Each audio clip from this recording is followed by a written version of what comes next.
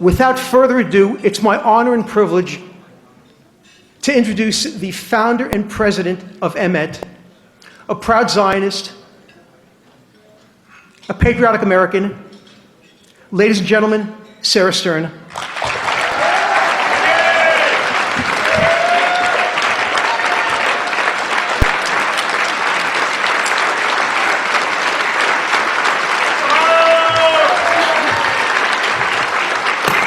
Wow.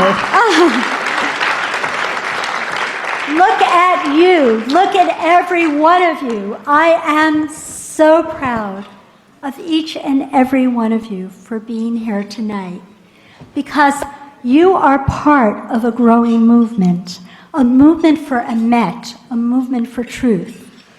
You are here, to paraphrase the philosopher George Santayana, because you have read history and you are not condemned to repeat its mistakes.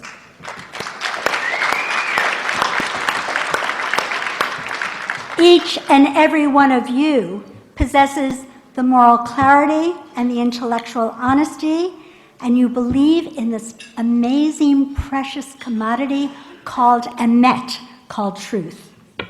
And despite the constant prevarications and revisionist histories of Rashida Tlaib, yes, Rashida, it would have been nice if the Mufti of Jerusalem had welcomed our relatives. But that's just not the emet, that's not true. We here study history and we do not repeat its mistakes, and the truth is on our side.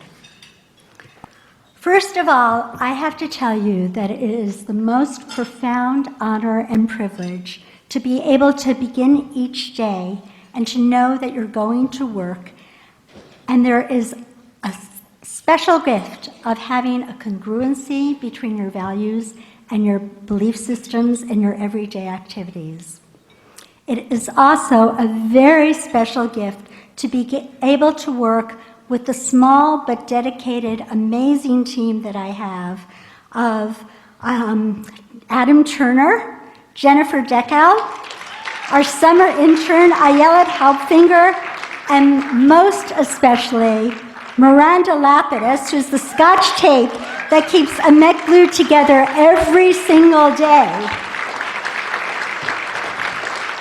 And speaking of gifts, no one could be more blessed than I am to have the gift of being able to work with such a dedicated chairman of my board of directors as David Green.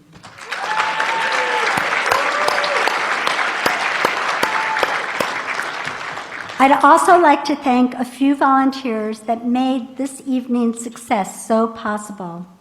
In Virginia, Ellen Heyman, Louise Vasilakos, and Marge Rothenberg, and in Maryland, Jody Maisel and Atara Kennedy.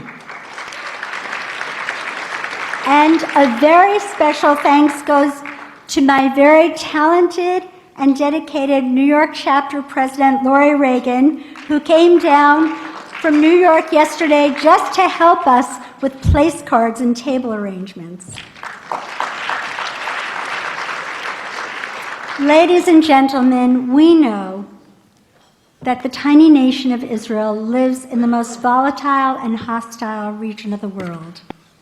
And we know it was born after our people went through the hottest fires and most harrowing nightmares imaginable. And we know at Emet that there are those of us, or at least all of us in this room understand, that we have enemies today who would like to do the very same thing to our people.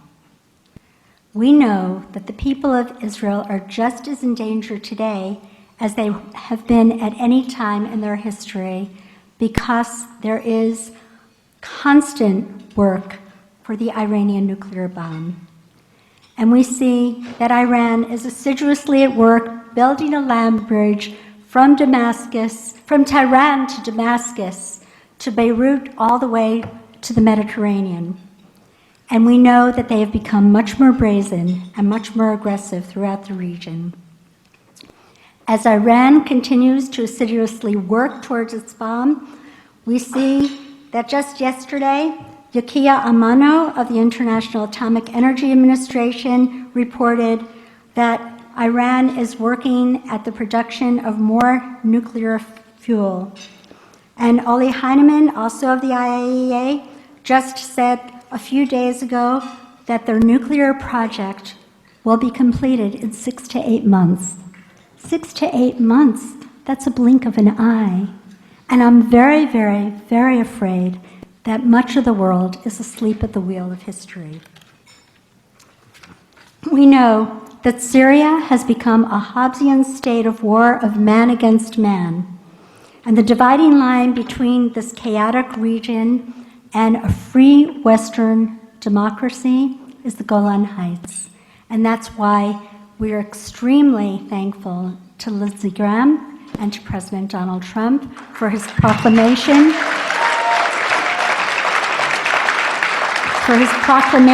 saying that the Golan Heights shall always and forever remain in Israeli hands. And we are working every day to make sure to codify that proclamation into an act of law so that a future administration cannot reverse this.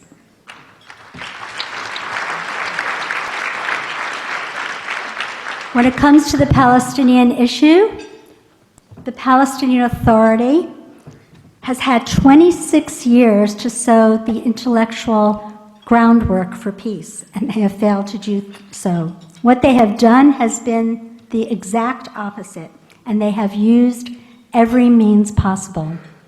As President John F. Kennedy once said, peace does not exist in signed documents and charters alone, but in the hearts and minds of people. And the PA has done everything they can to basically inebriate the hearts and minds of their people, to despise the Israeli and the Jew.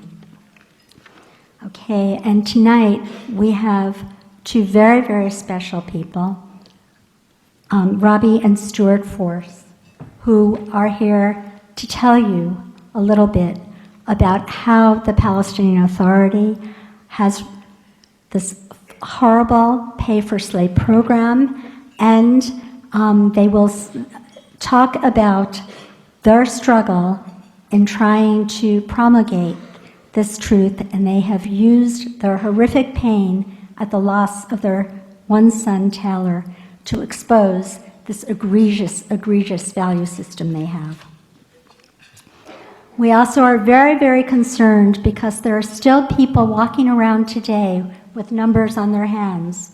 Yet, anti-Semitism has reemerged as a powerful force, once again in the capitals and streets of Europe, and even right here in the United States. Orthodox Jews in New York City have been harassed and badgered. And of course, our American Jewish students are being bullied, intimidated, and threatened almost every day on college campuses throughout the United States. Many times, American Jewish students are afraid to cross the quad or the campus with a yarmulke on their head or a Star of David around their neck. So we at EMET have been working on amendments to Title VI of the Higher Education Act to try to change the anti-Israel biases in the university classroom that have trickled down to the K through 12 classrooms. And we're also working very hard on the Anti-Semitism Awareness Act, which has been introduced thus far only in the Senate by Senators Tim Scott and Bob Casey, to give Jews and Jewish students the very same protections that practically every other minority student gets on college campuses.